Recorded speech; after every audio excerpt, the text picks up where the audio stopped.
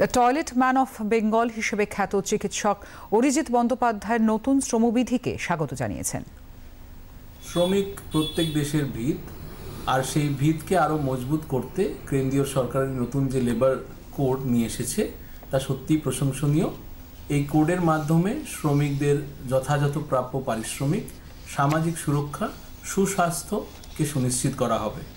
এর মধ্যে উল্লেখযোগ্য কিছু পদক্ষেপ যেমন PFESI, appointment letter, free health check up 40 ঊর্ধ্বদের জন্য, তাদের মিনিমাম ওয়েজেস ফলো করা এবং সোশ্যাল সিকিউরিটি একটা বড় পদক্ষেপ। আমরা কেন্দ্রীয় সরকারকে এর জন্য অনেক সাধুবাদ জানাই এবং আগামী দিনে আত্মনির্ভর ভারতকে আরও প্রাসঙ্গিক করে তুলবে এই নতুন লেবার কোড। BMS এর পক্ষ থেকে নতুন শ্রমবিধিকে স্বাগত জানানো হয়েছে।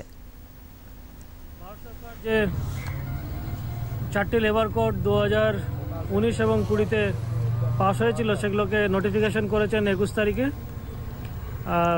আমরা BMS এর পক্ষ থেকে 4টি লেবার কোড নোটিফিকেশনের জন্য সাধুবাদ জানাই কেন্দ্র সরকারকে। আশাবাদী আমরা যে এইগুলো সবার খুব কাজে আসবে, কারণ এর মধ্যে সবথেকে বড় যেটা অমূল্য পরিবর্তন বলে আমাদের মনে হয় যে আনঅর্গানাইজ সেক্টরের প্রায় 40-50 কোটি লোক আমাদের এই সব এর যে সিলিং ইউনিভার্সাল আপনার যে ওয়েজ রয়েছে, আপনার সোশ্যাল সিকিউরিটিজ রয়েছে এবং আরও অন্যান্য যে সুবিধা এর মধ্যে পাওয়া যাচ্ছে সেগুলো সবাই এখানে তার আয়ত্তার মধ্যে আসবে। যে ফ্লোর যে সিলিংয়ের কথা ওয়েজ যে বলা হয়েছে সেটা ওয়েজ নেগোসিয়েশনও 5 বছরের মধ্যে করার কথা বলা হয়েছে। এটাও একটা দারুণ, কারণ সব জিনিসের দাম বাড়ে, একটা ওয়েজ যে আমাদের বেতনটা বাড়ে না, এটা একটা খুব সাধুবাদ জানাই আমরা এইটাকে।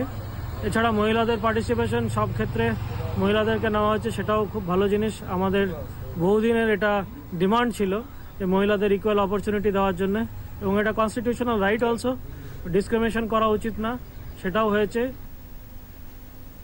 দীর্ঘদিন বাদে শ্রম আইনের সংস্কার হওয়ায় সাধারণ মানুষও খুশি।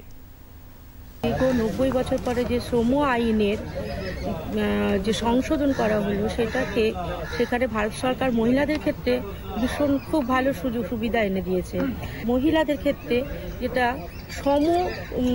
পুরুষদের সঙ্গে সমানভাবে যে কর্মক্ষেত্রে যে রাত্রে শিফটিং মহিলারাও করতে পারবে, যে সুযোগ সেটাও যেমন এনে দিয়েছে এবং তাদের তদারকি রাখা হবে।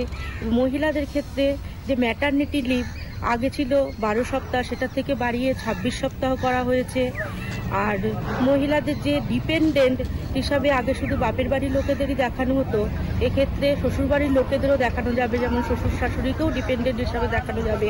भारत सरकार 4 श्रम कानून पास किए हैं।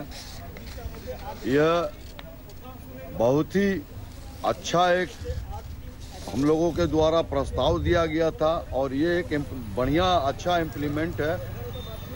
पहले मात्र 6% लोगों को सारी सुविधाएं मिलती थी, बाद बाकी 94% जो असंगठित क्षेत्र के मजदूर थे इन सुविधाओं से वंचित थे। ये कानून इम्प्लीमेंट हो जाने के बाद असंगठित क्षेत्र के जूट मिलों के, चाय बागानों के जितने भी कर्मी हैं, मजदूर हैं, सभी के लिए ये शुभ संकेत है, सभी लाभवान हो गए इससे।